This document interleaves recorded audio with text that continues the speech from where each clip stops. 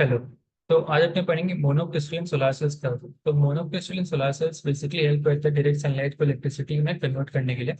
और इसमें क्या होता है, these cells are basically made up of pure silicon जो कि बार शेप में होते हैं। और इसमें जो सेल्स होते हैं वो इक्वली डिवाइड हुए हुए रहते हैं दो पार्ट में। अब ये सेल्स जो इक्वली डिवाइड हुए रहते हैं दो पार्ट में, इसके पीछे रीजन है। ये दो पार्ट में इसलिए डिवाइड हुए रहते हैं कि जिस भी साइड मेरी सनलाइट पड़ रही हो वहां से मेरी इलेक्ट्रिसिटी जनरेट हो। इस सेल्स में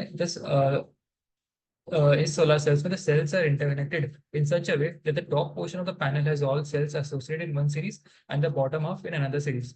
So thereby this interconnection of cells or this half-cut cells ensures that the power is being generated irrespective of the shadow issues. इस सोलर सेल्स में और एक टेक्नोलॉजी एड ऑन की भी रहती है जिसको बोलते हैं passive emitter and rear cell.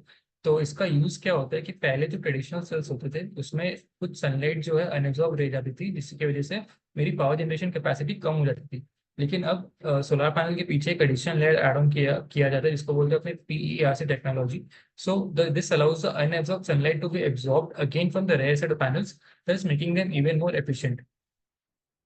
So basically, monocrystalline solar cells are used for higher efficiency purposes.